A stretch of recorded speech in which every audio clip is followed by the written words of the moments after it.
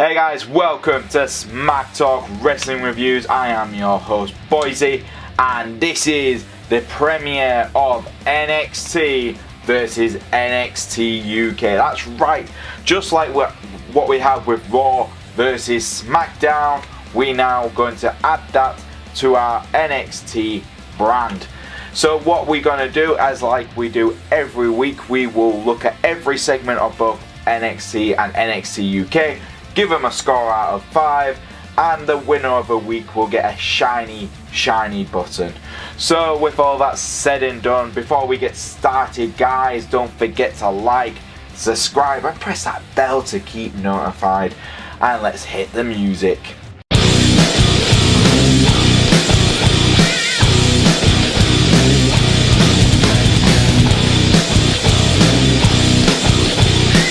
So let's start off with NXT. So we kicked off the show with the Viking Raiders. Yes, officially they changed their name on this episode on NXT to the Viking Raiders. They came out. We also had big changes as well for the commentating team for this week. Beth Phoenix officially joining the NXT commentating team, which is always cool. I do enjoy her work in the Mae Young Classic and what she started doing with the Mixed Match Challenge. So it's nice that every week now we're going to have Beth Phoenix on the mic. She is one of the better, I think, more experienced women they could have got into that role. I think her or Lita would be a fine fit for the NXT brand. But yes, back to the Viking Raiders. They came out, they had a massive announcement. They've obviously, it's now this, as we all know, the NXT shows are all pre-taped, but pretty much they were saying we've gone to Raw, we're pillaging there, and there's no one really fit enough to beat us here at NXT, which is kind of true. They haven't been defeated yet on NXT, on the NXT brand. So they call out William Regal and they relinquished the titles. That's right, Viking Raiders relinquished the titles. Bit of a shock by, I think, everyone. The crowd was chanting no. And the Street Profits come out. Huge pop for the Street Profits. They stated that they pushed the Viking Raiders probably better than anyone else. They want to take them on one last time for those titles because they know they can beat them, and that's the only reason the Viking Raiders are giving up their title. Even a bit of a dig to the Viking Raiders names by even calling out that bit, which was kind of cool to see. And the Viking Raiders accept the challenge and take the titles back, and that was our build up for the main event. I thought this was a really good little build up for the show. Got me really excited for the main event in particular. Street Profits really coming across really well in this one. So for me, I'm going to give it a 2.5 out of 5. A really solid start to the show. Next up, we had the Undisputed Era being interviewed outside.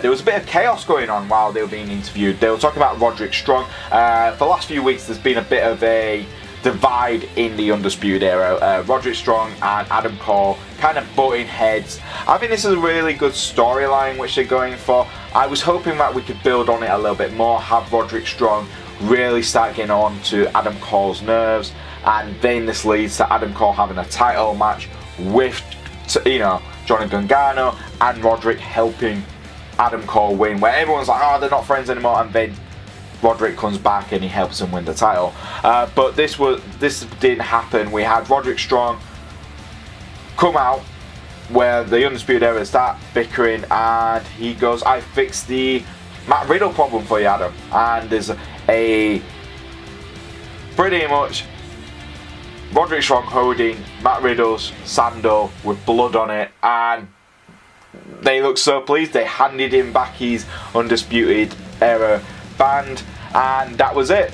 I thought this is really cool. It really build up for the, let's be honest, Roderick Strong versus Matt Riddle match will be awesome, because you know they're going to build up on that. And Undisputed Era versus Johnny Gargano, if they put Undisputed Era into any of these storylines, it is going to be absolutely brilliant.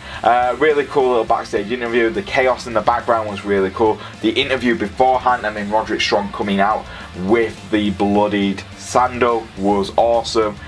So I'm going to give this a 3 out of 5 stars. Next up, we had Cezar Bononi versus Keithley. Sorry if I butchered the name there. This was a really good way to reintroduce Keithley, in my opinion. Cezar, who was very hot at some point for a while with NXT management. So this was a really good match for Keithley to come back at.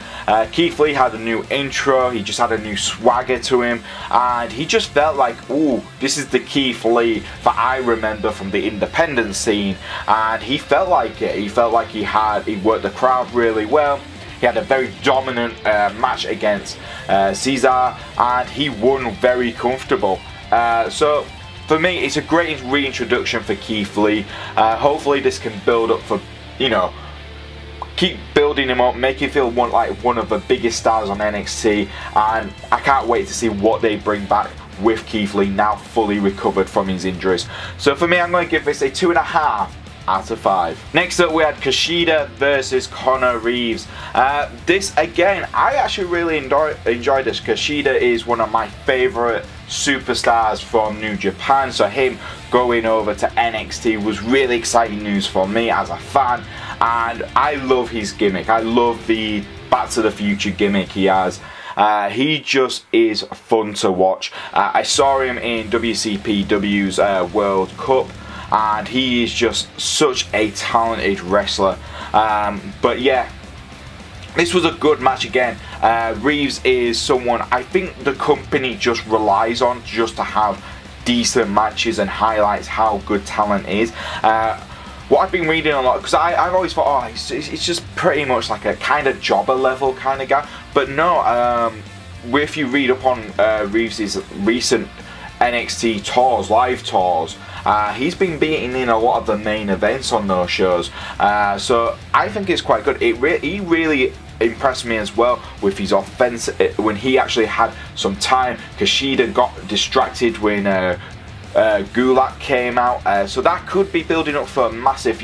I wouldn't mind seeing that, because Gulak is one of the most talented grapplers in the company, in my opinion. And Kishida, again, he can do pretty much grappling, high fly moves. He's one of those guys who pretty much, you ask him to do something, he will be able to do it. Kishida did win. It was a well fought match between both guys, and I really enjoyed it from back to forth.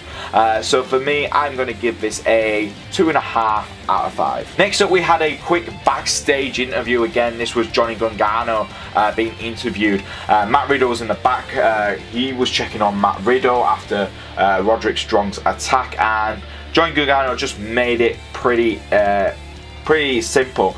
He knows that the Undisputed Era is just not just after Matt Riddle, but they will be after him as well. So he's already going to request that he can take on Adam Cole at TakeOver 25 for the NXT title, which did get approved by William Regal. So yeah, I'm really, again, they had a fantastic match last time at TakeOver New York.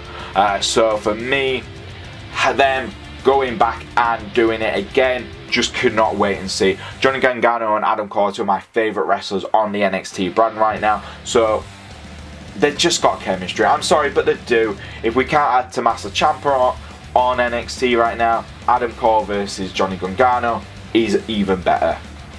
So for me, I am going to give this a 3 out of 5 stars. Next up, we had Vanessa Borne versus Jessie. Vanessa Borne had her tag team partner Ilja with her, so that was, it was kind of like a 2-on-1 handicap match really, because it was a simple match. I know exactly what they're trying to do here, and it's quite smart from the NXT writing team here. It's pretty much, you need to make Vanessa Borne and Ilja try and build them up as big threatening heels, and they kind of did that quite well. They did win. It was kind of a simple match. Jessie, you might recognize from the Mae Young Classic matches. She got knocked out in the first round, but she is someone I kind of want to see more of as well, because I think the NXT women's division needs a few more people, a few more bodies, and I think Jessie would be a good fit for this division. But yeah, Vanessa Borne, she did get the win. Ilja did kind of help. She kind of punched her opponent in the face, and Vanessa Borne got a quick win. But yeah, it's a good build up for Vanessa Borne. Hopefully give them some more promo time, allow them to build up their characters, and we could really have a well developed heel team on the NXT women's division. So for me, I'm going to give this a 2 out of 5. It's very, very simple, not disappointing, just very simple for what they're trying to do. Next up, we had our main event of the night. It was the NXT Tag Team Championship match between the Viking Raiders versus the Street Profits. This came out of the gates brilliant. Street Profits dominating at the start. It looked like they were going to get a win, a quick win, a surprise win, which would have been acceptable in my opinion. Viking Raiders managed to turn it on their heads. Quick dodges here and there. They started dominating, and the next thing we know, the Forgotten Sons come out and they start attacking everyone. The match ends in no contest. Then that led to Hawkins and Oni and Hawkins coming out. They came out, started attacking everyone as well. It kind of a highlight of who's going to be where when the Viking Raiders do drop the belts, because it is a big thing. I think this was a highlight of, don't worry about what the division is going to be like, because we still have Street Profits, we still have Forgotten Sons, we have Oni and Hawkins still in the NXT tag team scenes, and don't forget we still have the Undisputed Era, who are still focusing on those NXT titles as well.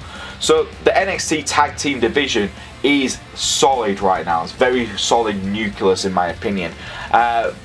Street Profits managed to pin. They did a quick pin themselves. They got out of dodge, and then the Viking Raiders just destroyed everyone, showing their dominance, showing that yuck, they might be off to Raw full time soon, but they are still one of the most dominant NXT tag team champions around, you know, in history.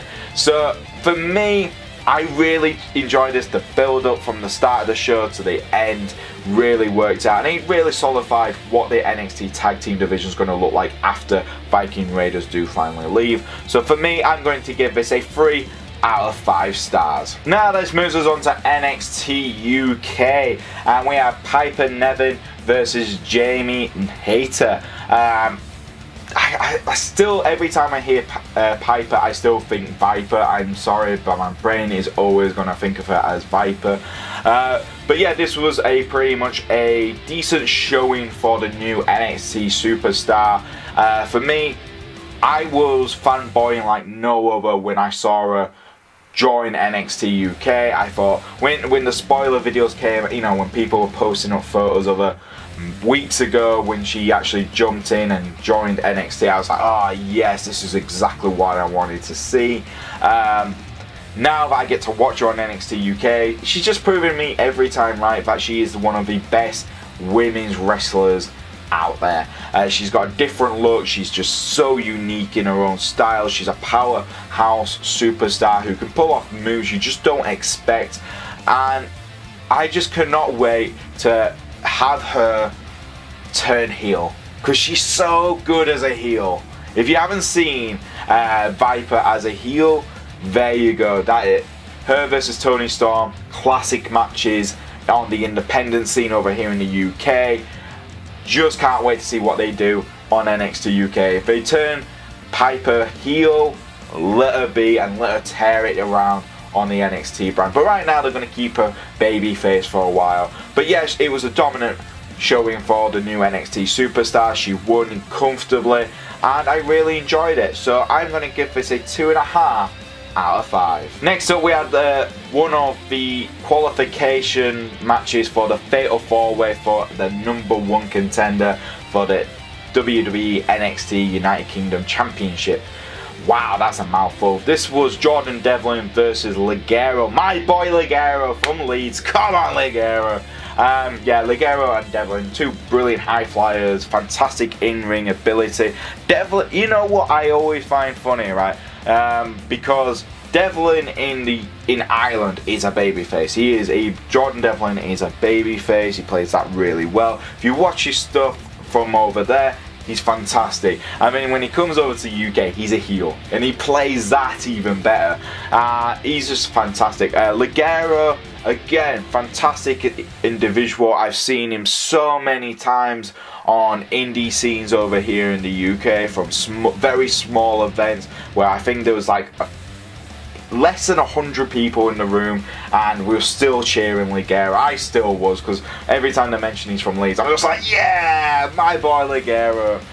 But yeah, high flyers, brilliant in-ring specialists. This was a well-worked match. Devlin was working the ribs fantastically on this one. Ligero's selling was brilliant. I'm just a bit concerned. Ligero has he's kind of become shaky right now in how WWE and NXT UK are booking him. He's lost. This is his third loss on the trot now.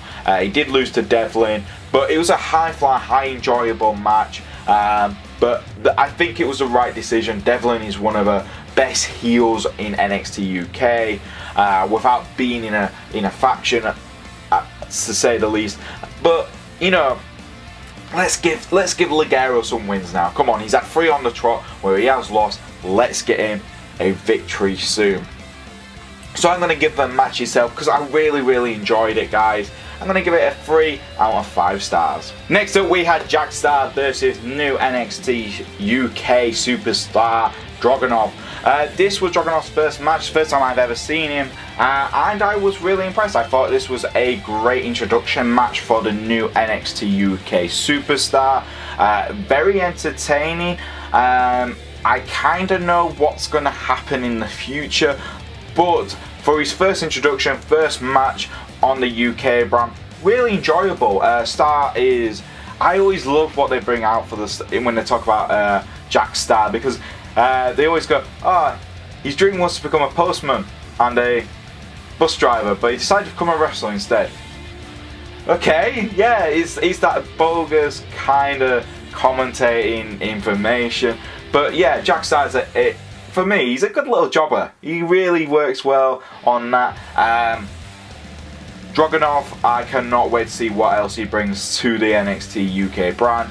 Very solid first time appearance. First time I've ever seen him perform as well, so I was intrigued to see what he brings to the table, but I really enjoyed it. So for me, I'm going to give this a 2.5 out of 5. Next up, we had Zia Brookside versus Killer Kelly.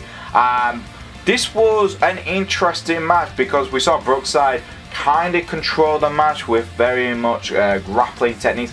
Killer Kelly is very much used to hard-hitting striking moves, so you don't usually see Killer Kelly going for grappling, but it really was a grappling type of match. The match was interrupted by Ginny because she has a new partner in crime. Yes, Ginny has been going on and on for a few weeks now that she is going to run the NXT women's division, and she's kind of added a bit of muscle to her, well, bit of muscle. She has definitely added muscle. She has added Jessie to her team. You might recognize her from the Mae Young Classic first time round.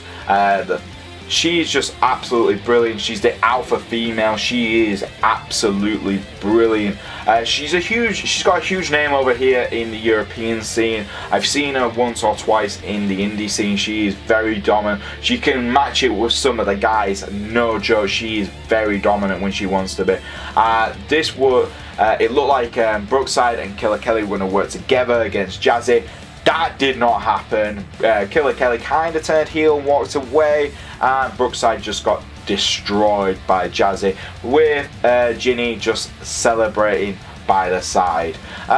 Good way to introduce a new heel faction together. Jessie, I could not wait. I'm super excited. I know certain superstars will be excited to see her in WWE in some way. Edge and Christian are huge fans of Jessie, and I am a huge fan of hers as well. So I'm going to give this a 2.5 out of 5. And last but not least, for NXT UK, our main event was another qualification match for the Fatal 4-Way for the #1 contender for the NXT UK Championship. This was Dave Mastiff versus Wolfgang. Damn, this was a different type of match than I was expecting, because usually with Wolfgang he is the powerhouse in most of the matches, but did not happen. because obviously Dave Mastiff is a much bigger foe. Wolfgang changed his tactics. He tried to be more grappling, a few high flying moves there as well from Wolfgang, which you don't often get him to see. Yes, he does do it sometimes, but a majority of the time he is a powerhouse character in the ring. So it's nice for me, as someone who's seen him a few times, you kind of go, yeah, he's really talented, he can do a lot, but I like him being a powerhouse. Dave Mastiff did get the victory. It looked like, for me, Wolfgang was going to get the victory. A few surprises on Dave Mastiff, which he wasn't expecting, but no, Dave Mastiff managed to turn it around on himself, get the victory, and he did qualify for that fatal 4-way. Before Dave Mastiff could get interviewed for, to say what he's, if he's looking forward to the next round, he was attacked by Gallows themselves, and they took him out. Joe Coffey, who, as we already know, has qualified as well for the fatal 4-way, and they beat the crap out of Dave Mastiff, with Wolfgang finishing him off. I really enjoyed this match. It was a high-hitting match. Both guys really surprising me on different type of techniques I wasn't expecting, especially Wolfgang in particular, really highlighting what different levels of wrestling he can bring to the table. Dave Mastiff is just entertaining. I do find him entertaining. I think some people do find him like, oh, he's just a big guy and that's it. But no, he's actually a really entertaining wrestler to have in your main event. So for me, I'm going to give this a 3 out of 5 stars. And there you go, guys, that was NXT and NXT UK for this week. What did I think? I think that both shows are just building up for everything. There's so much on both brands to enjoy, it's unbelievable. With NXT UK, there's always new signings arriving, and it just feels like a brand new brand every time you jump onto the show. If you haven't watched it in a while and you just jump back into it, it just feels fresh every time. It's like, oh, this is different, this is new. And with NXT UK, there's always the build-ups towards the takeovers, but without losing the quality in the storytelling and the wrestling itself. So what am I going to score it? Well, I'm going to give NXT a 3 out of 5 stars. I think everything's building up fantastically. I'm enjoying all the storylines going into NXT TakeOver 25, and I'm excited to see what's next for the NXT Tag Team division. For NXT UK, I'm going to give it a 2.5 out of 5. It was so close to getting a 3 star, but I think NXT just beat it on just storylines just slightly, but new arrivals every time, excitement every time, and I just can't wait to see Walter versus Dunn 2. That is just exciting. That's coming up, and I cannot wait to see how, I know what's going to happen, but I just can't wait to see it happen. So for me, both shows are winners. Both shows are winners. They're so entertaining, but NXT just wins. But what did you guys think of NXT and NXT UK this week? Leave it in the comments below. Do you like this new show, NXT versus NXT UK? Leave it in the comments below as well. If you do like our videos, don't forget to like, subscribe, and press that bell to keep notified. If you do want to follow us on the old Twitter, it's at SmackTalkYouTube. That's a U and a tube. If you want to follow me on the old Twitter, it is at Boyze88. And I'll see you guys next time on Smack Talk Wrestling Reviews.